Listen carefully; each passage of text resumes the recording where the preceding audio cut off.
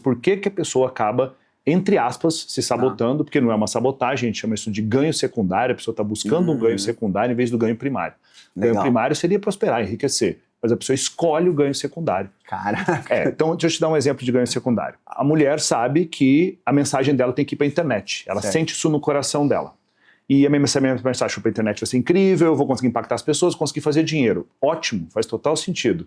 Então você tem que fazer isso para a tua mensagem ir para a internet. E aí vai, é 1 ano, 2 anos, 3 anos, não vai. E aí, uma vez essa mulher cai na minha frente ali, ela aparece para mim e ela fala, eu não consigo fazer meu produto digital e ele não vende. Aí eu olhei para ela e eu falei, que idade você tem? E ela falou, eu tenho 40 anos. Você é casada? Sou. Vocês têm filhos? Não. Você quer ter filho? Quero. Há quanto tempo você quer ter filho? Nossa, eu tenho esse desejo já tem alguns anos já. E há quanto tempo você está tentando fazer esse digital ou empresa funcionar? Há vários anos já. E não vai, né? Pois é. Se o digital funcionar ou se a empresa tracionar, você vai ter mais ou menos tempo e espaço para que um filho venha para sua vida. Ela falou menos tempo. Ela começou a chorar já. Ela falou, você entende então que na verdade o que você quer é ter um filho? E você entende que você está se protegendo desse processo, escolhendo não fazer dar certo, mas não olhando para o que realmente é mais importante agora. E ela começou a chorar e a ficha caiu. Então, qual é o ganho secundário dela? É abrir espaço para ser mãe. Sim. Só que por conta de um ruído interno, uma turbulência interna, ela não consegue olhar para o que é mais importante naquele momento. Então, ela está escolhendo o ganho secundário. Tá. Então parece que a pessoa está se sabotando. Não, ela está escolhendo o que é mais importante naquele momento, só que ela não tem clareza sobre isso. Fala pessoal, sejam muito bem-vindos. É um prazer estar aqui com um dos maiores nomes do mercado, o Wendel Carvalho. Prazer, irmão. Pô, esse 10 anos eu fiquei feliz agora, hein? 10 anos. Eu sou das antigas. Pô, que maravilha, tá? Obrigado pelo espaço aqui, estamos no momento, a gente está num evento nosso e você deu um tempo para poder falar com os nossos mentorados, foi uma honra, tá? Obrigado demais. Obrigado eu poder servir. Wendel, já começando um pouco do que eu tenho visualizado, né, ao longo desses anos e que você traz muito, existe uma frase que diz que método é prata, modelo mental é ouro. O que você pensa sobre isso? Faz total sentido, né? Se a gente for parar para pensar que metodologia, inclusive, pode ser largamente copiado, com o tempo isso vira commodity, com o tempo é gente copiando gente, a gente fazendo parecido com outras pessoas, isso faz total sentido. E a pessoa só vai conseguir implementar uma metodologia se ela tiver um modelo mental adequado. E é o que a gente mais vê. A gente tem centenas e centenas e centenas de mentorados, mais de 1 milhão de alunos eu tenho dentro das plataformas da Hotmart, 1.170.000 alunos. Caramba. E a gente vê o desafio que é o seguinte, a gente tem lá, olha, é isso aqui que você tem que fazer. Se o cara fizer, a gente sabe que ele chega lá. E aí a gente vê que a maioria das pessoas não faz. E a gente vai atrás, a gente liga, a gente manda mensagem, a gente cria automações. Mas a pessoa está presa num modelo de pensamento. E é um modelo de pensamento que faz essa pessoa entrar no famoso modo de sabotagem. E a pergunta é por que a pessoa entra nesse modo de sabotagem? Por que o modelo de pensamento dele ainda é daquele jeito? E aí tem diversas camadas que a gente pode falar sobre por que a pessoa acaba, entre aspas, se sabotando, porque não é uma sabotagem, a gente chama isso de ganho secundário, a pessoa está buscando um ganho secundário em vez do ganho primário. O ganho primário seria prosperar, enriquecer, mas a pessoa escolhe o ganho secundário. E aí essa pessoa acha que ela está se sabotando, mas ela está escolhendo uma outra coisa só. Então aí tem uma questão de modelo de pensamento e essa pessoa ela entra num processo que nós chamamos de desordem emocional. A pessoa tem as desordens emocionais, nunca foram tratadas, e essa pessoa não sabe por que quando acontece uma situação na vida, você tem que pegar essa metodologia, implementar e enriquecer, como você explica para os teus mentorados. E aí simplesmente a pessoa ela fala, entendi a metodologia. Ótimo, então você vai lá fazer? Vou lá fazer. Tá, mas se você fizer, você vai ter um benefício na sua vida. Eu vou comprar o carro do ano, eu vou trocar de apartamento, eu vou conseguir me posicionar, vai ser melhor a sua vida, vai. Play, ok. Aí passa uma semana, a pessoa não fez nada. O que tá por trás disso? Legal. Entende? Então, aí entra a questão do modelo de pensamento, aí entra a questão da pessoa entender por que ela escolhe o ganho secundário. Legal. Entra ela entender quais são as desordens emocionais que estão dentro da vida dela e como é que ela pode mapear essas desordens e resolver essas desordens. E qual é a melhor forma dela fazer isso? Porque assim, só especificando, né? Acho que algumas pessoas podem não saber. O ganho secundário seria tipo, eu não aplico e aí eu recebo atenção em troca. Exato. Eu tenho depois eu até posso distribuir para as pessoas, deixar aqui embaixo um PDF direto que elas baixam, que é mais de 50 ganhos secundários. Caraca. Então, deixa eu te dar um exemplo de ganho secundário. A mulher sabe que a mensagem dela tem que ir para a internet. Ela sente isso no coração dela. E a minha mensagem para a internet vai ser incrível, eu vou conseguir impactar as pessoas, conseguir fazer dinheiro. Ótimo, faz total sentido. Então você tem que fazer isso para tua mensagem ir pra internet. E aí vai, é 1 ano, 2 anos, 3 anos, não vai. E aí, uma vez essa mulher cai na minha frente ali, ela aparece para mim e ela fala, eu não consigo fazer meu produto digital e ele não vende. Aí eu olhei para ela e eu falei, que idade você tem? E ela falou, eu tenho 40 anos. Você é casada? Sou. Vocês têm filhos? Não. Você quer ter filho? Quero. Há quanto tempo você quer ter filho? Nossa, eu tenho esse desejo já tem alguns anos já. E há quanto tempo você está tentando fazer esse digital ou empresa funcionar? Há vários anos já. E não vai, né? Pois é. Se o digital funcionar, ou se a empresa tracionar, você vai ter mais ou menos tempo e espaço para que um filho venha para sua vida. Ela falou, menos tempo. Ela começou a chorar já. Ela falou, você entende então que na verdade o que você quer é ter um filho? E você entende que você está se protegendo desse processo, escolhendo não fazer dar certo, mas não olhando para o que realmente é mais importante agora? E ela começou a chorar e a ficha caiu. Então qual é o ganho secundário dela? É abrir espaço para ser mãe. Sim. Só que por conta de um ruído interno, uma turbulência interna, ela não consegue olhar para o que é mais importante naquele momento. Então ela está escolhendo o ganho secundário. Tá. Então parece que a pessoa está se sabotando. Não, ela está escolhendo o que é mais importante naquele momento, só que ela não tem clareza sobre isso. E aí um outro exemplo, a pessoa ela é uma pessoa que ao longo da vida ela sempre foi julgada, sempre foi recriminada na infância por ter feito um risco fora do desenho, por não ser a criança perfeita. E o pai projetou naquela criança a filha perfeita. E ela tem que ser perfeita em tudo que ela faz. Essa criança cresce e agora essa criança se tornou um adulto, essa pessoa não consegue pegar um produto que ele está 70% pronto, exato, e fazer. Então essa pessoa escolhe o ganho secundário de não ser julgado novamente, porque é uma dor muito grande, essa é a criança de 7 anos que ainda habita dentro da mulher de 30 anos de idade, do homem de 30 anos de idade. Então essa pessoa escolhe sempre o ganho secundário, que é não se expor, que é não ser corrigido, que é não ser criticado, não ser julgado, não ser cancelado, ou seja lá o que for. Então essa pessoa escolhe o ganho secundário. No caso, e outras pessoas, por exemplo, tem muitas pessoas que se eu começar a fazer mais dinheiro, eu vou gerar mais problema na minha família. Porque quanto mais dinheiro eu faço, eu percebo que as pessoas ao meu redor da minha família vão tendo problemas e caindo doente. Aí essas pessoas vão ficando doentes para que eu pare e vá com o meu recurso salvar essas pessoas. Aí essas pessoas começam a ter problemas de ordem maior. Antigamente o problema que as pessoas da minha família, irmão, pai, mãe, trazia, eram problemas desse tamanho. Conforme sua potência e nível financeiro aumenta, muitas vezes o problema das pessoas ao seu redor aumenta também. E você agora tem mais recurso para poder salvar mais as pessoas. É como se alguém está vendo que você tem possibilidade e a pessoa se afoga no raso. Aí você tem mais possibilidades, você tem agora uma lancha, um veículo, a pessoa se afoga no fundo. Até que a pessoa está pulando em alto mar para que você possa salvá-la. Quanto mais recurso você tem, o problema das pessoas ao redor começa a aumentar. Aí essa pessoa inconscientemente começa a fazer o quê? Já sei, eu vou ficar sem recurso, sem potência, para que as pessoas percebam que eu não posso salvá-las. Então é mais ou menos assim.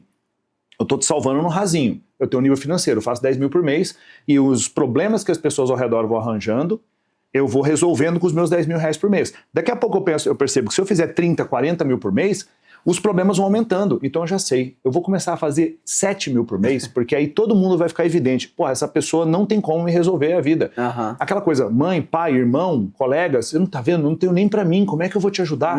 Aí a pessoa fala, uau, verdade. Então tá bom. Então aí cria-se uma dinâmica que é, a pessoa fica presa de um lado da relação, o outro fica preso também, e fica uma tensão do tipo, se eu crescer demais, se eu começar a avançar, o outro exige de mim. Ou ele cai doente, ou ele me ameaça, ou ameaça emocionalmente, cria medo, culpa e vergonha, que são os 3 elementos de uma relação completamente tóxica, né? Medo, culpa e vergonha. Quando eu gero em você medo, culpa ou vergonha, e aí cria-se essa trama. Então essa é uma trama relacional. Então assim, para que a pessoa prospere, ela precisa resolver 3 questões na vida dela. Ela precisa desenvolver o pilar técnico, que é ter um plano, saber como fazer, como é que eu vou fazer mais dinheiro, como é que eu saio de 10 mil para ir para 20, depois de 20 para 40, 40 para 80. Eu preciso desenvolver o pilar técnico. Liderança, negociação, construção de time, marketing digital, essas questões todas. Pilar técnico, esse é muito louco, porque você pergunta para pessoas, quer fazer mais dinheiro? Quero. Qual que é o teu plano para fazer o dobro? Ninguém tem a porra do plano. Fazer um pós-doutorado, né? Quer ser um baita empreendedor. Não, ele quer ter fazer um MBA, o cara quer ter um canudo, sei lá, né? Parabéns, você passou 2 anos e meio, tem um canudo, né? Isso. Não muda nada. Então, a pessoa não tem um plano técnico para isso, tá? Só que não é só o plano técnico. Eu preciso resolver a questão técnica, eu preciso resolver a questão relacional, que eu acabei de falar. Se você está preso dentro de uma dinâmica relacional, você percebe que quanto mais dinheiro você fizer, pior sua vida fica. Porque você acredita que você tem uma dívida com seu pai, você tem uma dívida com a sua mãe, você prometeu que ia seguir a carreira que o seu pai disse que era para você seguir, e você fez uma promessa pro seu pai com 10 anos de idade. Só que você tá com 40 e tá preso naquele troço. Ou então a sua mãe se separou do seu pai e disse, você nunca vai me abandonar, né, meu filho? E você... Não consegue casar. Não consegue casar, não consegue fazer nada, não consegue empreender. Porque quando você começa a empreender, a mãe já vê e fala, ele vai crescer demais, ele vai se afastar de mim. Aí ela cai mais depressiva ainda. Então a promessa que foi feita cria uma prisão relacional. Então perceba, eu preciso de um plano técnico, e eu preciso resolver as minhas prisões relacionais. Tá, deixa eu puxar um gancho. Plano técnico, ok. O cara vai lá, compra uma mentoria, alguma coisa de alguém que consegue ajudar ele nisso.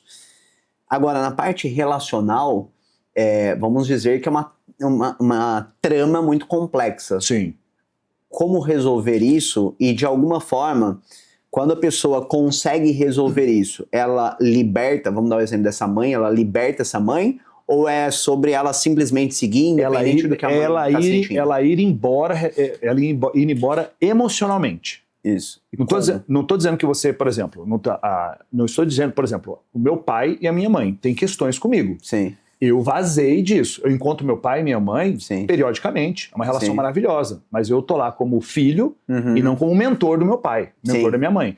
E eu percebo a dinâmica do meu pai e da minha mãe me puxando para esse lugar. Mas eu não entro mais nesse jogo. Entendi. Então, eles continuam jogando o jogo, mas jogam sozinhos. Entendi. Eu não estou lá. Entendi. Então, é uma decisão de sair de algo chamado triângulo do drama. Tá. Tem um médico americano chamado Karpman, ele criou um triângulo, uma tese em torno de um triângulo chamado triângulo do drama, que explica esse ponto, que é o seguinte, toda relação, você com seus mentorados, eu com os meus mentorados, você com sua esposa, você com seus funcionários, todas as relações, elas têm um triângulo dentro delas. E se a pessoa vive nesse triângulo, ela vive em drama. Entendi. E uma relação dramática, uma relação terrível. Deixa eu te dar quais são os 3 pontos desse triângulo. Primeira parte é a vítima. O triângulo tem uma vítima. A vítima, ela se coloca como mais fraca. Ninguém me ajuda, ninguém faz nada. O meu mentor não me ajuda. O pessoal não me chama para me cobrar. Meu marido não me apoia, não importa. Minha esposa, a pessoa está como vítima. Tá. Por que essa pessoa está como vítima? Porque ao longo da infância ela entendeu que se ela se colocar como vítima, ela é amada. E ela vai ser socorrida. Uma coisa simples. Sim. Eu percebi que o meu irmão mais velho sempre tinha atenção. O dia que eu caí doente e fiquei com muita gripe, meu pai não foi trabalhar e minha mãe me deu o que eu queria. Caramba, eu sou amado quando eu fico como vítima. Um evento isolado da vida. Legal. Então a pessoa aprende que para ela ser amada, ela tem que se colocar como vítima. Essa é uma ponta do triângulo. Só que se tem uma vítima, tem que ter um salvador. Porque se a vítima está esperando alguém salvar. Então tem a ponta desse triângulo lá em cima, que é o salvador. É a pessoa que desce para poder salvar a vítima o tempo todo. E essa pessoa entendeu ao longo da vida que quem ama salva. Isso é um puta problema. E essa pessoa fica achando gente doente de todos os aspectos. Gente incompetente, gente despreparada, gente narcisista. Para poder carregar. Porque se eu carrego, eu amo. Eu sou útil se eu faço isso. Eu não estou carregando ninguém, empurrando ninguém, eu não sou útil. Temos um problema aqui. A vítima quer ser salva, e aí é como se fosse a droga e o traficante ali, né? A droga e o viciado, eles ficam ali, uma relação simbiótica. Tá. Quanto mais vítima, mais eu vou pro papel de salvar. Só que tem uma terceira ponta. Essa terceira ponta é o controlador. É a pessoa que ela não tem o intuito nem de salvar a vítima e nem de se tornar o salvador. Essa é a pessoa que ela cria medo e culpa e vergonha nas outras. Ela cria medo e culpa e vergonha. É a pessoa que faz, por exemplo, o seguinte, você tem irmão? Tenho, 2. O nome do seu pai e da sua mãe? Ricardo e Marilúcia. Maravilha. O Ricardo vira para você assim, meu filho, você está prosperando, né? E o seu irmão? Vai fazer nada por ele? Porque você sabe, a gente é uma família, né? Nós somos uma família. Sabe o que eu fiz por você? Deixa eu te contar uma história lá na sua infância do seu irmão. E aí pronto, começa a gerar em você medo de ser rejeitado pela família, vergonha de não estar fazendo alguma coisa, você se sente culpado. E porra, não tem nada a ver com isso. Sim. Entendeu? Quem pariu Mateus que embale o berço, entendeu? Seu filho é seu, não é meu. Meu filho tem outro nome, né? Então, esses controladores, eles aparecem para gerar medo, culpa e vergonha. E aí você tá fora do triângulo do drama, vivendo o teu rolê com a tua esposa, tá lá na Sicília com teus filhos, puta rolê maravilhoso, e essa é uma ligação do seu pai. Falando que o seu irmão não está conseguindo fazer dinheiro, você tem que resolver aquilo. Então é ele no papel de controlador, tentando você colocar no papel de salvador para que você vá resolver o problema de uma vítima, que talvez nem é vítima. O controlador quer colocar a pessoa no papel de vítima e colocar o outro no papel de salvador. Aí essas pessoas, elas ficam magneticamente chamando as pessoas para dentro desse triângulo. Elas ficam magneticamente, vem jogar comigo. Só que é um jogo nocivo, é um jogo de perde-perde, todo mundo perde. Só que eles estão querendo ganho secundário. O que é o ganho secundário? Se eu estou aqui controlando a vida das pessoas, porque essa pessoa pensa o seguinte, Se eu não estiver aqui puxando as pessoas, resolvendo as pessoas, a família não funciona. Uhum. Entende? É que se eu não estiver salvando as pessoas, ninguém avança. Aham. Eu me sinto amado quando eu sou salvo por alguém. E aí é uma loucura. O controlador, ele vai ficar cobrando a vítima para sair daquele estado. Ele não vai fazer nada por ela. Ele vai falar, você tem recurso, você deveria fazer, você deveria mudar a sua vida. E essa pessoa aprendeu que quando ela é cobrada também, ela é amada. Tá. Então, por exemplo, aquela criança que não tem a energia para fazer, muitas vezes é um fleumático, né, pelo temperamento. Essa criança se sente amada quando a mãe para tudo, vai lá e briga. Ela se sente amada, por incrível que pareça. Então, essa pessoa está tentando ser amada sendo cobrada e está tentando ser amada sendo salva. Entendi. É uma dinâmica completamente nefasta. Wendel, como é que eu resolvo esse troço? Orai e vigiai. O que isso significa? Você tem que estar alerta, aware para aquilo. Peraí, eu estou em qual ponto? Todo mundo está em algum lugar. Legal. Só tem que saber. Nessa relação com essa pessoa, eu estou vivendo o quê? Vou vazar. Estou saindo daqui. Eu não tenho que salvar ninguém. Isso aqui não é ONG, empresa não é ONG. Eu não sou vítima de ninguém. E eu não vou ficar agindo como controlador que gera medo, culpa e vergonha nas pessoas. Você está numa relação, está gerando medo, culpa e vergonha, para com isso. Está tentando salvar alguém? Não tente salvar. As pessoas não têm alça, não têm mochila para você carregar essas pessoas. Né? E para de ser vítima, porque ninguém vai vir te salvar. Então, sair desse triângulo. E aí você começa a jogar um jogo completamente diferente. Aí imagina só a pessoa que tem um plano para enriquecer e se livrou dessas prisões relacionais. Essa pessoa tá quase lá. Mas entenda, o plano é algo técnico. Relacional é você com os outros. Sim. Só que entra a terceira questão, que são as questões de ordem emocional. Tá. Entende? Que são as desordens emocionais. Entendi. Aí sou eu comigo mesmo. Aí estamos falando do quê? O medo de fazer alguma coisa e fracassar, o medo de dar errado, Tá. o medo de fazer algo e não ser suficiente, o medo de quebrar, o medo de sair de onde eu tô, 10 mil por mês e buscar 30 mil por mês e dar errado nessa jornada. Aí eu tô falando sobre êxito, sobre conseguir fazer alguma coisa. Aí tem questões do próprio comportamento da pessoa. Por exemplo, eu sou fleumático, é o meu temperamento. Então eu tenho uma inclinação para preguiça, para fazer com o mínimo de esforço possível. Às vezes isso é bom, mas na maioria das vezes isso é uma bosta. Então ao longo da minha vida toda, por exemplo, eu fugi de conflito. Eu fugia de conflito o tempo todo. Isso é uma desordem emocional. Sim. Eu só entendi que eu estava fugindo de conflito, não é porque eu queria ser gente boa. Não, é porque eu não queria me indispor. Então a pessoa foge de conflito o tempo todo, desordem emocional. A pessoa fica com raiva dos outros o tempo todo, porque ela é colérica, desordem emocional. A pessoa quer buscar coisas novas e divertidas e inovadoras o tempo todo, ela é sanguínea e ela está vivendo uma desordem emocional. A pessoa, por exemplo, pensa demais, overthinking, pensa e não executa. Por conta do quê? É desordem emocional. Quando a gente olha para todos esses aspectos, aí a gente vai numa camada mais profunda, que é uma camada filosófica. Tá. Qual é a virtude que falta para essas pessoas? Então vou te dar um exemplo. A pessoa que é uma pessoa sanguínea. A pessoa o tempo todo querendo fazer coisas novas, o tempo todo, uma inovação, começa uma coisa, não dá sequência, começa outra, não dá sequência, pula de mentoria em mentoria, pula de método em método. O que falta para essa pessoa? Para essa pessoa falta temperança. Para essa pessoa falta fortaleza, que são virtudes que estamos remetendo aí 400 anos antes de Cristo. Estamos falando de Aristóteles aqui, 400 anos antes de Cristo. Então, se essa pessoa tem essas virtudes, essa pessoa começa a fazer o quê? Ela começa a corrigir as nuances ruins do comportamento que Deus deu para ela. Porque Deus nos fez de uma forma. Né? Você sabe o seu temperamento ou não? Eu sou mais colérico. Colérico, ok. Então você deve ter uma falta de paciência, você tem um pouco de raiva, tem um pouco de emputecer com as coisas e tudo.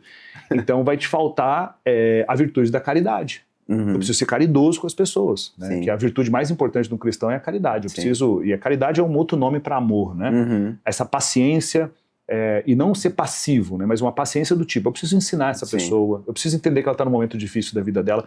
Então, é o simplificar demais. Muitas vezes o colérico vai lá e fala, não, é assim, 2 palitos aqui, vamos lá e faz. E aí o troço dá errado. Então, muitas vezes pro colérico falta o capricho, né? Que sobra demais em outros temperamentos. Então, a resolução disso, dessas desordens emocionais que eu falei, que são as questões de comportamento, estão intimamente ligadas a você olhar para aquilo que Deus te deu de qualidade, porque toda qualidade vai te gerar uma sombra, que é um defeito. Então, um exemplo, eu sou um ótimo gestor de conflitos. Se você botar 3 pessoas brigadas, me dá 30 minutos que vai estar todo mundo se abraçando. Eu tenho essa habilidade. Eu tenho essa capacidade, porque isso faz parte de como Deus me fez, que é o meu temperamento. Só que ao mesmo tempo, se tiver três pessoas que eu preciso me indispor, antigamente eu fugia desses conflitos. E aí o que acontecia? Eu não conseguia fazer com que as pessoas tinham resultado, porque quando alguém não fazia uma coisa, eu falava, não, tudo bem, foi eu que não expliquei direito, deixa eu levar para casa, eu faço. Aí o funcionário ia embora às 18, eu ficava até 3 da manhã fazendo. Sim. Era normal isso, porque eu não queria me indispor. Entendi. Então, qual é a luz que a gente tem que trazer para isso? Olhar para o que Deus nos deu de capacidade, de potência. Então, cada um desses 4 temperamentos, né? Estamos falando aqui de colérico, fleumático, melancólico e sanguíneo, são 4 temperamentos diferentes.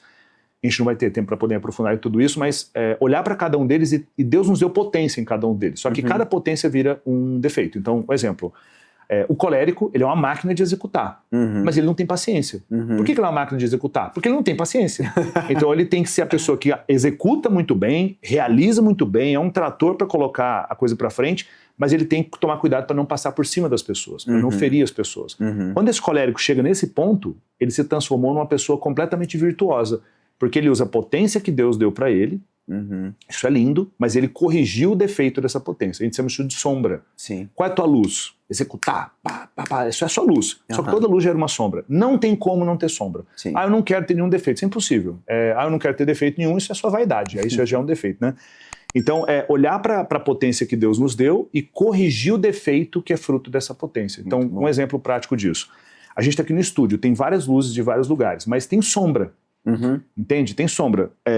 Aqui embaixo eu tenho sombra, aqui em cima eu tenho luz. Eu não quero ter essa sombra. Então a gente vai ter que apagar a luz. Então eu vou ter que acabar com uma qualidade para que o defeito seja exaurido também.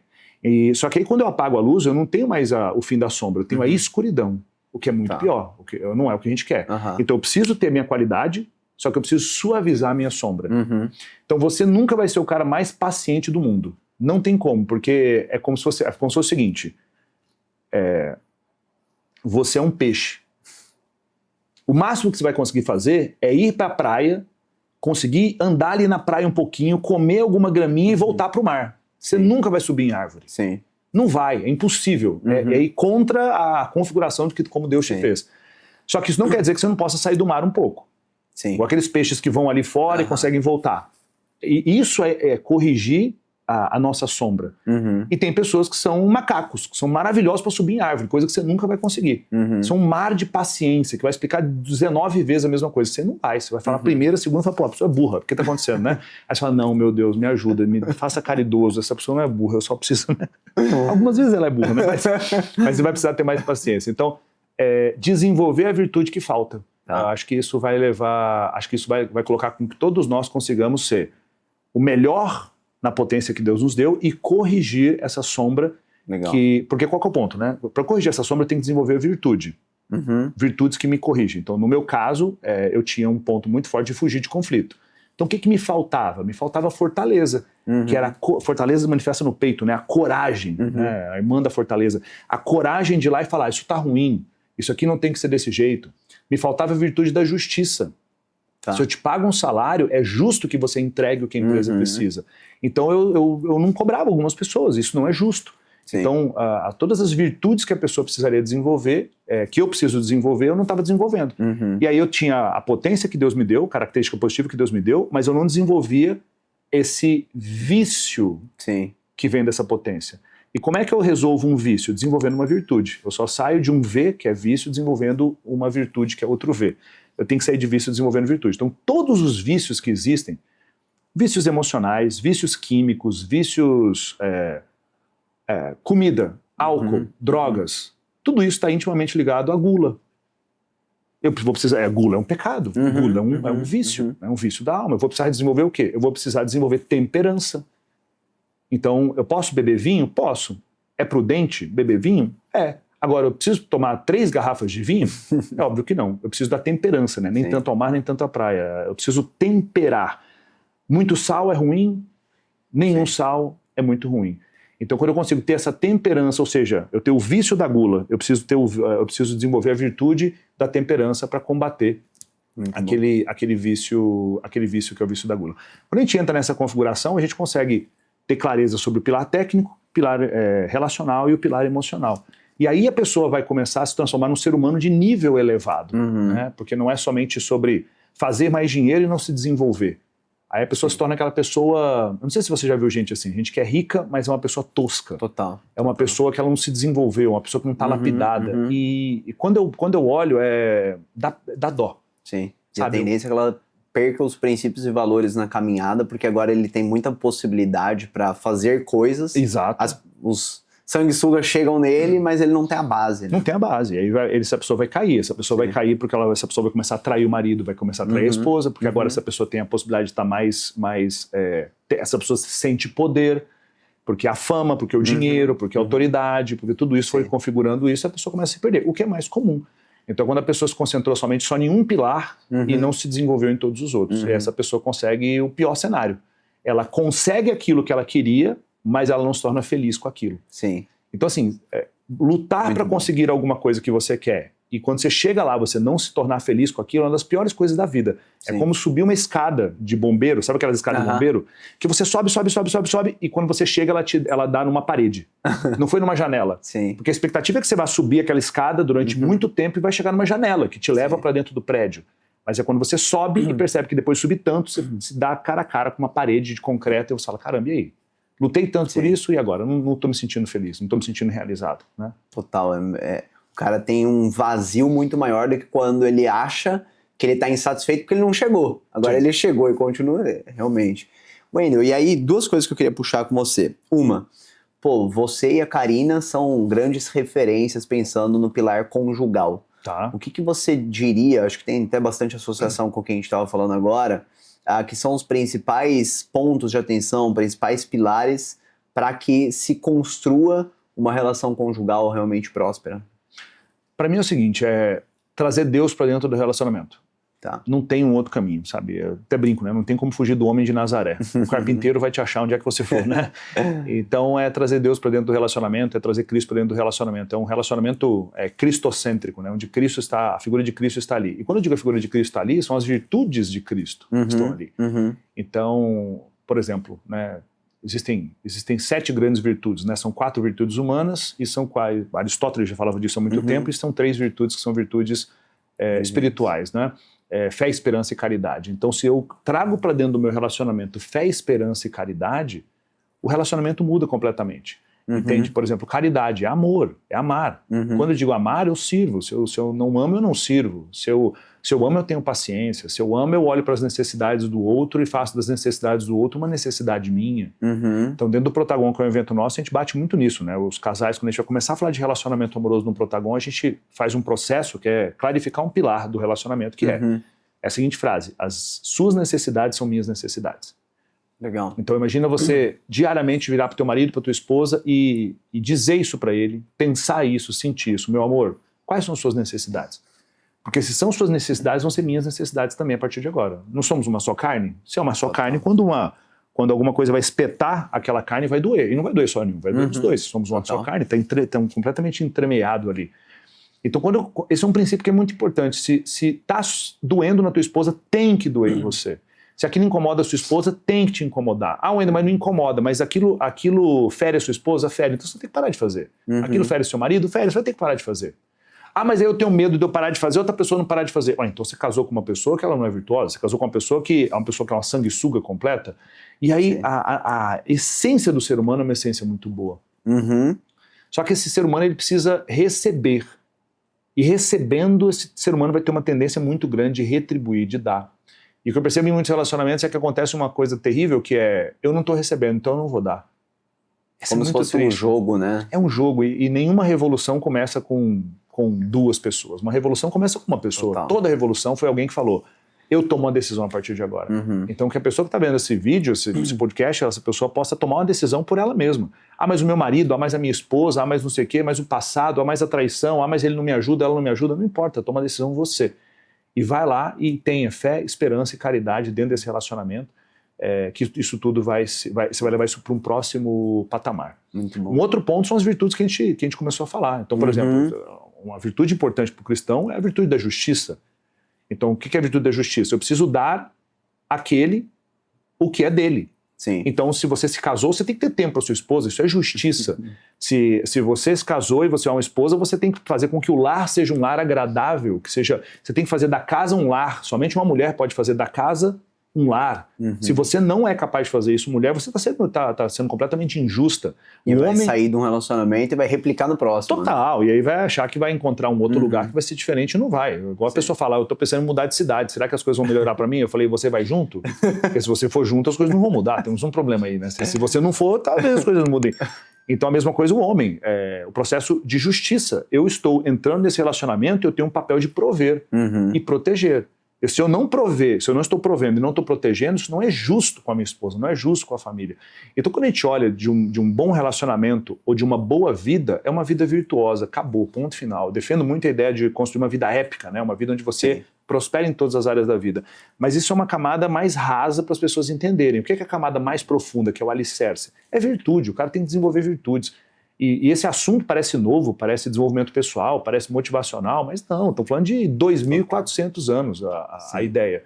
Onde a pessoa precisa desenvolver fortaleza, precisa desenvolver temperança, precisa desenvolver capacidade de justiça. Todas essas questões, fé, esperança e caridade, o apóstolo Paulo diz, né, que a virtude mais importante é a virtude da caridade.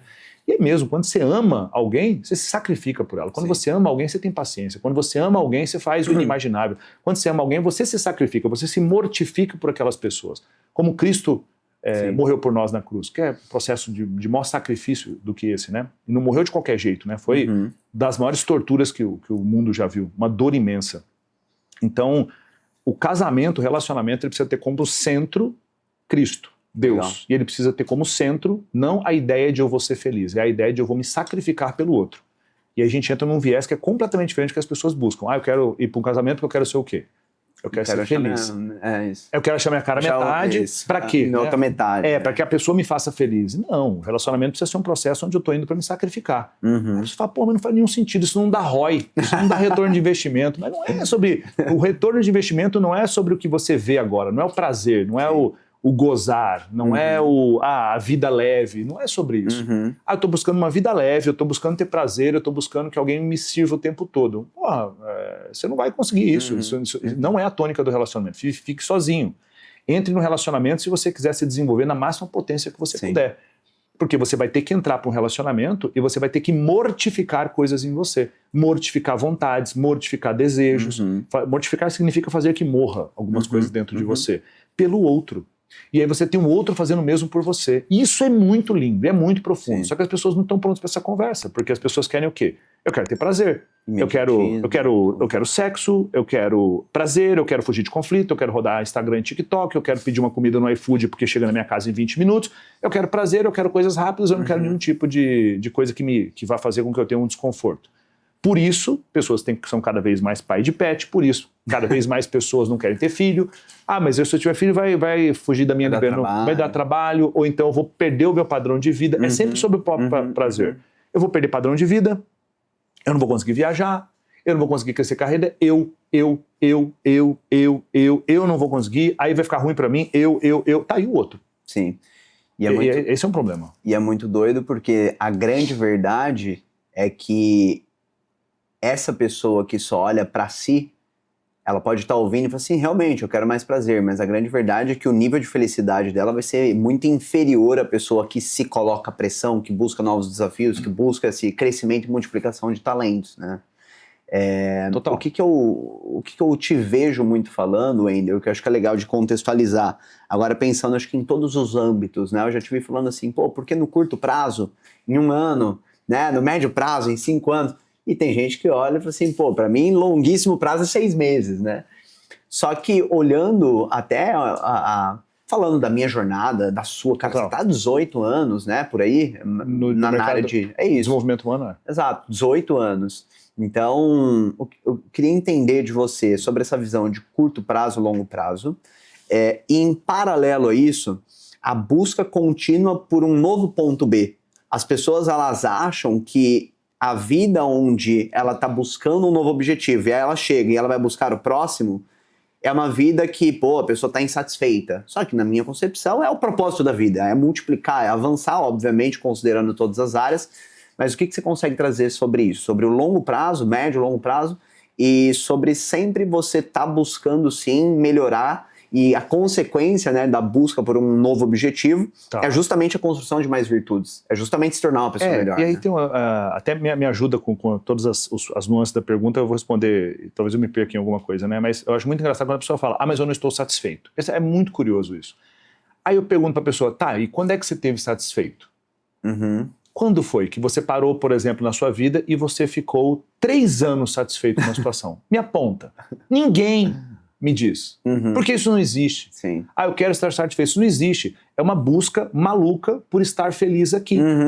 Você vai ter sopros de felicidade, nuances de felicidade, momentos onde você sente um nível de felicidade, um nível de estou vivendo um momento agradável. Mas isso logo se esvai. Sim. Porque não é possível e não existe nenhuma possibilidade de você ser feliz aqui.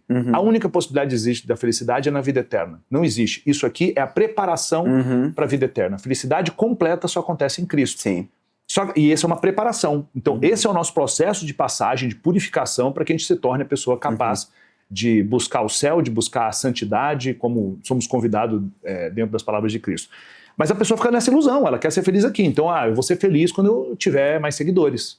Tá lá 1 milhão de seguidores. O que mudou, querido? Nada, né? Você tem mais pica para resolver, mais problema. Não é, o problema é dinheiro. Aí tá aqui dinheiro agora. E agora? Não, é porque eu não tenho coisas. Então pega o dinheiro e compra coisas. Aí você vai lá e compra um carro. Aí eu fui lá e comprei a minha primeira Mercedes. Aí a primeira Mercedes, depois veio uma Mercedes maior. Aí depois a Mercedes maior de 500 mil, veio a Mercedes de 1.300.000. O carro mais potente da Mercedes já fez, beleza. Aí depois veio uma Porsche 911, depois a Porsche Panamera, aí agora a Lamborghini. Isso vai para onde? Não para. Não para, entendeu? Porque isso isso vai te dar prazer momentâneo. A felicidade é algo muito mais profundo e que está intimamente ligado a outra pessoa. As pessoas não entenderam isso. Então a pessoa fala, Wendel, qual que é o seu objetivo hoje? A pessoa acha que, não, que eu vou falar assim, não, o negócio é bilhão, eu tô cagando pra isso. O negócio é o seguinte, cara, como é que eu faço para cada vez mais pessoas se transformarem através dos meus programas? E aí eu sou enlouquecido em relação a isso. Fiz 8 protagons ano passado, esse próximo ano agora vão ser 11 ou 12 protagons. Caramba. E eu quero cada vez mais pessoas. A minha pergunta é, beleza, esse próximo ano a nossa expectativa é colocar 30 mil pessoas dentro dos protagons. Legal. Porque eu sei o que acontece com as pessoas que passam por lá, elas se transformam. E depois a minha pergunta vai ser, cara, como é que a gente faz para colocar 60 mil? Mas quanto isso vai gerar dinheiro para você? Eu não estou preocupado com isso. Eu não estou preocupado com isso. O dinheiro que eu faço é eu vou fazer o quê? Aí eu vou comprar mais Rolex? Aí agora eu vou comprar um Patek Philippe. Foda-se a Patek Philippe, entendeu? Sabe, beleza, o cara gosta, eu gosto de carro, mas aí, eu vou trocar uma Lamborghini por outra, vou pegar um jato e pegar um jato. Alvo, né? Não isso tem que ser consequência, tem que ser consequência, porque se a pessoa, e eu vejo as pessoas perderem nisso, Sim. Se a pessoa busca, não estou fazendo apologia à pobreza, nada disso, hipocrisia, e não é isso, mas é que isso tem que ser uma consequência. Sim. Entende? Lá atrás, quando eu tinha uma visão mais disfuncional até sobre a questão de dinheiro, eu acreditava realmente que se eu tivesse um outro relógio, por exemplo, um outro Rolex, eu ia ser mais respeitado, eu ia ser mais amado, eu ia ser, sei lá, mais o quê. E isso é uma desconfiguração do que era verdade para mim, do que realmente é a construção da felicidade, né? Então, o primeiro ponto, acho que a pessoa buscar entender o seguinte, como é que eu faço para servir cada vez mais pessoas e servir cada vez melhor as pessoas? Como se eu estivesse servindo Cristo, como se eu estivesse servindo Deus naquelas pessoas. É isso, fazer mais e melhor. E consecutivamente você vai ter ganhos financeiros com aquilo, eventualmente você vai curtir a vida, mas aquilo vai ser um prazer passageiro, e não tem nada de errado com isso, mas não faça isso a tônica da tua vida, e já vai vir dor de cabeça, vai ter um monte de pica para você resolver, e é isso. Agora vem a questão, beleza, é pensar no curto, médio e longo prazo. Eu penso no prazo eterno, eu penso no longuíssimo prazo. Tem coisas que eu estou fazendo agora que tudo faz parte de uma visão. Eu oriento os meus alunos até o que a gente chama de V20, que é a visão de 20 anos.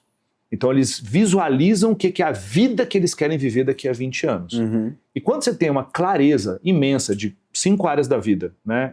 Trabalho, carreira, negócio, prosperidade financeira, relacionamento amoroso, saúde e energia e a parte de espiritualidade. Essas 5 áreas compõem uma vida épica. O que você quer viver daqui 20 anos em relação a isso? 20 anos? É inacreditável. É muito tempo. Cara, é incrível. A pessoa fala, não quero nem pensar nisso. Não, tem que pensar. Porque quando você define claramente o que você quer viver, você tem 2 grandes potências. Você começa a dizer sim para as coisas certas que é o que vai te levar para lá, e não para todas as outras coisas que não vão te levar para lá. Total. Acabou. É muito simples. Não sei falar sim ou não. Qual que é a tua visão? É uma baita economia de energia para a vida, né? É muito. Então, por exemplo, a pessoa fala, Wendel, mas por que você treina quase todos os dias, faz jiu-jitsu, cuida da alimentação, não sei o que, para manter o peso e tal? Porque no meu V20, eu me vejo, tô com 45, então, por exemplo, com 65 anos eu me vejo lá em Veneza, tirando um período sabático com a Karina, eu faixa preta de jiu-jitsu, né? Muitos graus na faixa ali, né? Muitos danos na faixa, barba branca, cabelo branco, no shapinho ali, o veinho, né? A gente saindo da Basílica de São Marcos em Veneza depois da missa, a gente cruzando a Praça de São Marcos e atravessando para tomar um expresso, tomar um gelato do outro lado. E eu não tô com andador, Karina tá com saúde, eu também tô com saúde, as empresas estão rodando, a gente volta e eu me vejo fazendo Protagon, me vejo tocando os meus programas com essa idade, porque eu faço isso porque eu tenho um tesão imenso em fazer isso. Então, quando eu olho para essa visão de 20 anos, eu começo a tomar decisões agora. Eu amo vinho, adoro vinho, adoro. Nossa, eu falo para as pessoas, né? Você gostaria de beber vinho com que frequência? As pessoas falam todo dia. Eu falei, não, todo dia não, toda hora. Eu gostaria de estar aqui no palco com uma taça de Cabernet aqui. Então, mas é prudente isso? Tomar vinho? Não. O tempo todo? Não. Então eu e a Karina tomamos no máximo 2 taças por semana. A gente não senta e toma 2, 3 garrafas. Não existe na nossa vida. Isso nunca vai existir. Nunca existiu, nunca vai existir. Então por conta desse comportamento, mas esse comportamento vem de onde? Vem da virtude no curto prazo, mas para preservar uma visão no longo prazo. Total. Porque se eu começar a beber, se eu começar a comer tudo que eu posso, se eu começar a não fazer exercício, eu não vou honrar a minha visão de 20 anos. E aí começa uma traição. E muita gente morre de medo de ser traído, mas as pessoas se traem todos os dias. Trai a visão que eles têm para a própria vida, a pessoa se trai agindo de forma que é incongruente com a visão que essa pessoa tem de longo prazo. Mas aí tem um problema. Quem tem visão de longo prazo? As pessoas não têm. Então, o rodar o feed do Instagram, o postar e já esperar coisas acontecerem imediatamente, tudo tem que ser muito rápido, faz com que as pessoas tenham a visão de curto prazo é um dia, médio prazo é um mês e longo prazo é um ano, que é uma loucura. Sabe? O que é grandioso vai acontecer numa década. E a pessoa espera que uma coisa grandiosa aconteça em um ano. Aí acontece uma frustração. Né? O Gary Vaynerchuk, o Gary Vee, ele tem um pensamento que eu gosto muito, que é o seguinte: a pessoa ela precisa se tornar ansiosa no curto prazo e paciente no longo prazo.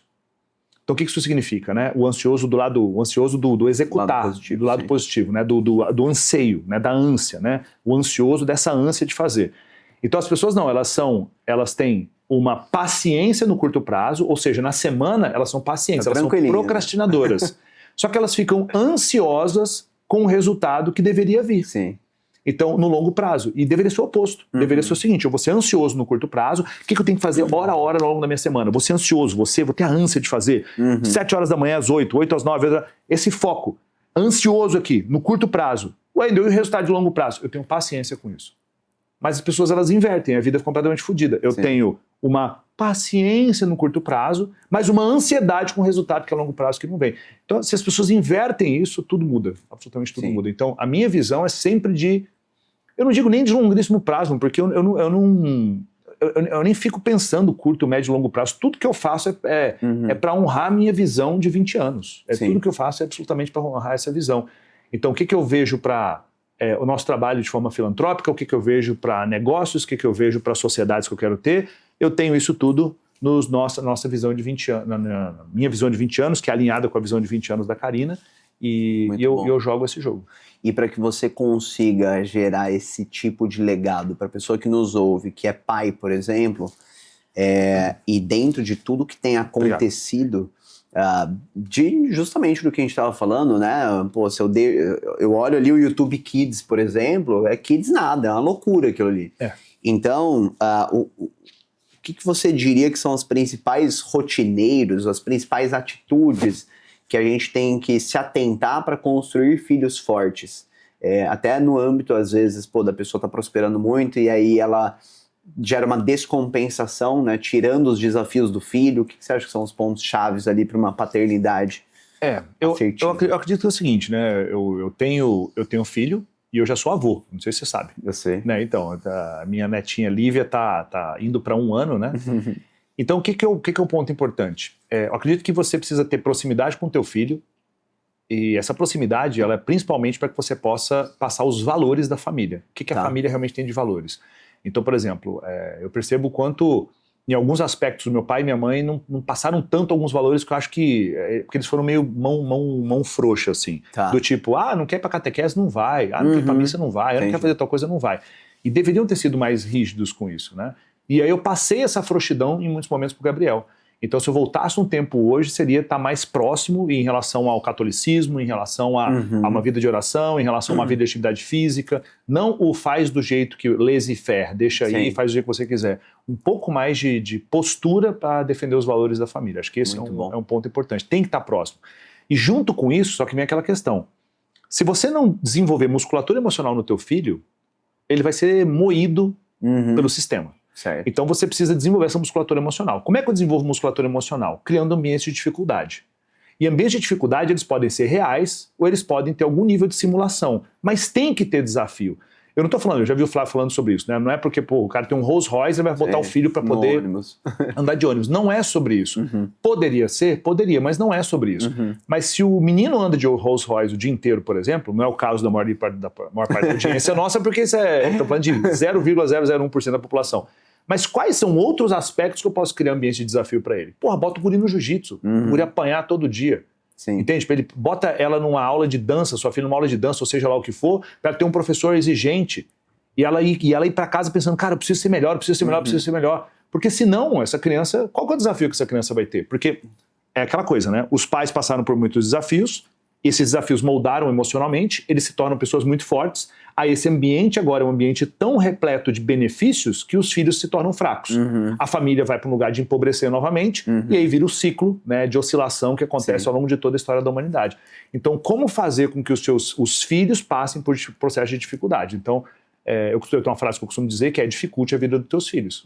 Você tem que dificultar a vida dos seus filhos. Criar elementos que são reais de dificuldade ou elementos que eles são, só que não são elementos traumáticos. É diferente. Total. Então é como uma academia. Você vai na academia, você tem que ir aumentando o peso. Não pode aumentar do nada que vai machucar. Você vai ter lesão.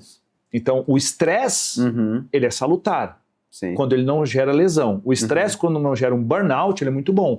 Ou seja, o estresse na academia é que faz o músculo crescer. Eu preciso ir aumentando gradativamente o peso, vai ficando difícil, aí eu sinto uma dor, eu sinto um estresse, eu paro, e aí eu me recupero e depois tem mais estresse. Então é como se fosse aquela coisa: dificulta a tua vida e digo que te amo. Dificulta a tua vida e digo que te amo.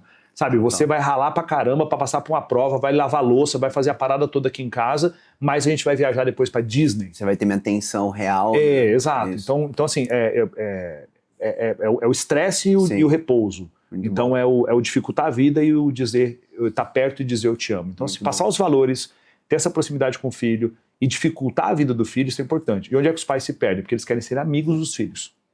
Isso é um puta problema, Quer que o filho fique bravo com ele. Não quero que fique bravo, eu quero ser o maior confidente do meu filho. Isso é um fetiche do pai, porra. Cara, que loucura é essa? O seu filho vai ter os amigos dele. Você tem que saber qual é o teu lugar. Você tem um fetiche, você não consegue... o problema do cara que fala, eu quero ser o melhor amigo do meu filho, é a tua vaidade. Você não consegue entender que o teu filho vai escolher um outro homem pra ouvir, se confidenciar e não você. É ser vaidoso pra cacete. Você não tem que ser amigo do teu filho. Você tem que ser o pai. Porque vai ter outra pessoa que vai ser o melhor amigo do teu filho. Sim. E você é o lugar do pai. Você tem o seu melhor amigo, cada coisa no seu lugar. Aí é lindo o discurso. Nossa, que maravilha. O pai falando que quer ser o melhor amigo do filho. Que lindo. Não, é só a vaidade do cara. Sim. Ele não consegue lidar com a situação do filho ser confidente de outra pessoa e não ser confidente contigo. Sim. Do filho ouvir outro homem e não ouvir você. O teu papel é ser pai. Esse é o papel que você tem que estar. E as pessoas se perdem nisso e as pessoas aplaudem a questão do pai querer ser o melhor amiguinho do filho, porque não quer magoar o filho. E o amiguinho não magoa, o amiguinho tá junto, o amiguinho tá o tempo todo ali. Total. Wendel, encaminhando para o final e puxando mercado de educação, sem dúvida alguma, acho que a palavra perenidade de resultado é uma palavra que eu preciso trazer para falar sobre você, né? Já há muito tempo performando e, enfim, a maior parte das pessoas entram e saem. O que você diria que são as principais características que fazem com que o Wendel, ou enfim, players que você conhece que são de grande relevância e que se mantêm lá, possuem? Quais são os principais fundamentos, pontos de atenção para que a pessoa se mantenha performando e não seja um voo de... O que mais acontece em tudo quanto é coisa, empreendedorismo, mercado digital, mercado de educação, em qualquer lugar, né? Empresas como um todo. As pessoas chegam, elas performam de alguma forma e elas somem, né? Por quê? O foco está completamente em fazer dinheiro, e somente isso. O fazer dinheiro é uma parte importante, mas não pode ser somente isso, porque quando você não vir dinheiro, você desiste. Então, de fato, o que queima no meu coração é ajudar as pessoas. Isso é o que mais queima no meu coração. E aí vem dinheiro em muita abundância, épocas não vem dinheiro em tanta abundância, mas o que me mantém lá é a questão do propósito de servir as pessoas, de fazer mais pelas pessoas. Então esse é um ponto. O segundo ponto é que essa pessoa tem que estar, como o Tony Robbins diz, ele tem que estar hunger, ele tem que estar faminto. Porque vence não é o mais técnico, vence o mais faminto. Vai nocautear o cara que está entrando com mais sangue nos olhos. E essa fome, esse desejo, é algo complicado de ser ensinado para as pessoas. É o desejo sobre ser mais, é o desejo... a filosofia antiga nos ensina uma palavra que é maravilhosa, que é a magnanimidade. O que é a pessoa magnânima? Né? Se a gente vai fazer a etimologia da palavra, é se separar em magna e ânima. Né? Magna, magnânimo, grandioso. Ânima é alma. Legal. Então a pessoa magnânima, ela tem uma alma grandiosa. O que significa? Cara, eu quero fazer a melhor coisa, eu quero fazer com excelência, eu quero fazer melhor, mas por quê? Não sei, uma coisa que queima dentro de mim. Tem que ser melhor, tem que ser maior, tem que ser mais impactante, tem que agregar, e tem que ser incrível, tem que ser bem desenhado. Ah, não tá perfeito, vamos melhorar então. Pô, vamos fazer uma taça melhor, vamos fazer um negócio melhor. Essa magnanimidade é um desejo que vai sendo treinado. Acho que esse é um outro ponto. E a capacidade de se reinventar. As coisas não estão funcionando, não desiste. Poxa, muda a narrativa, muda a forma como você faz, muda o approach, reduz o time, faz voltar a ser pequeno, depois você cresce de novo, cresceu de novo, busca crescer mais. Não está funcionando, muda um produto, muda uma narrativa, diminui o time de novo. Tem pessoas que querem ter um fetiche por uma linha reta. Não, eu vou ter sucesso se uma linha reta. Isso não existe. Sim. Eu já oscilei, já fiz muito dinheiro e pouco dinheiro diversas vezes, mas diversas vezes. É como uma ação.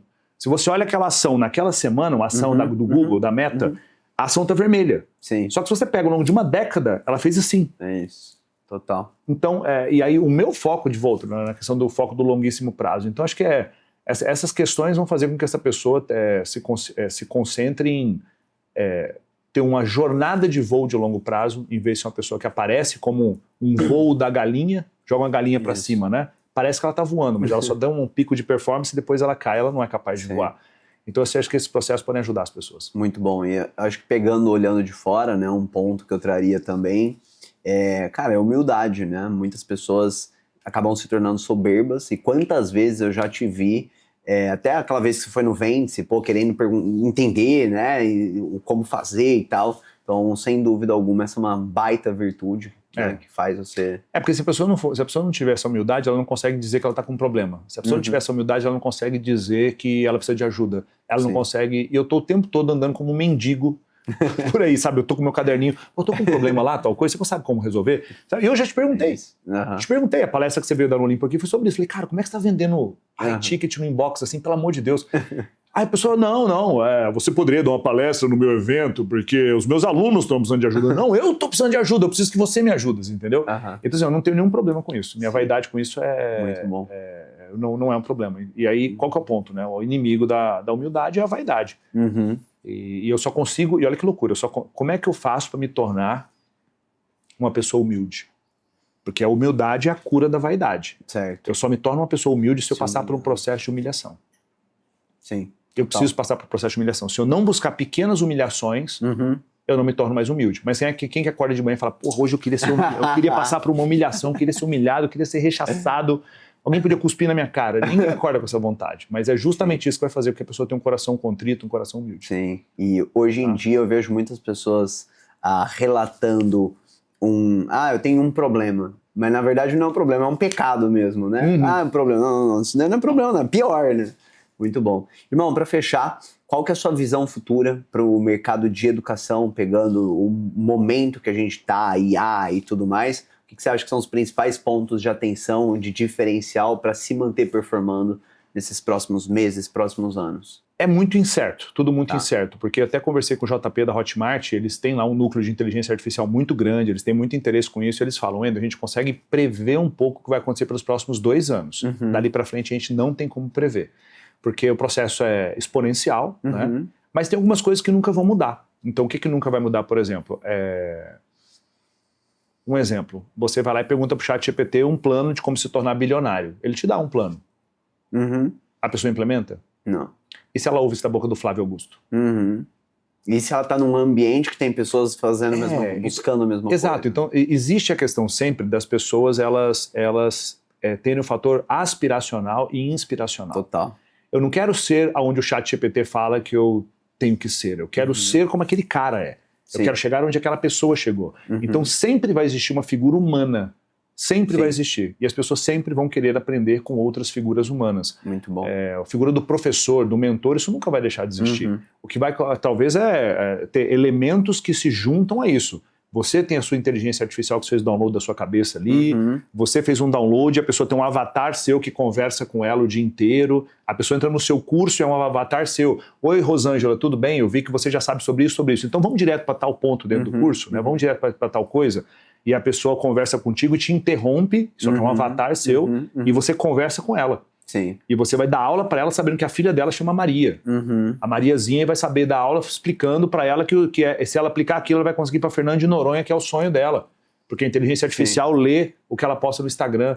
Então, essas integrações, eu acredito que isso acontece rapidamente. Em menos de 2 anos isso acontece. Total. Então, essa é uma experiência que o cliente vai ter. Porém, as pessoas cada vez mais no celular, elas vão ter cada vez mais a necessidade de estar junto com outras pessoas também. Então, a questão de eventos presenciais, a questão dela estar junto de um grupo, de mentoria, esse tipo de coisa, para mim isso vai sempre existir cada vez mais. Muito bom. Irmão, mais uma vez, Obrigado, gratidão pela jornada, pelo impacto e pelo tempo aqui. Tamo junto. Obrigado. Valeu. Pessoal, espero que tenham gostado. Lembre-se de se inscrever no canal, compartilhar com quem precisa acessar tudo que foi compartilhado e até o próximo episódio. Valeu.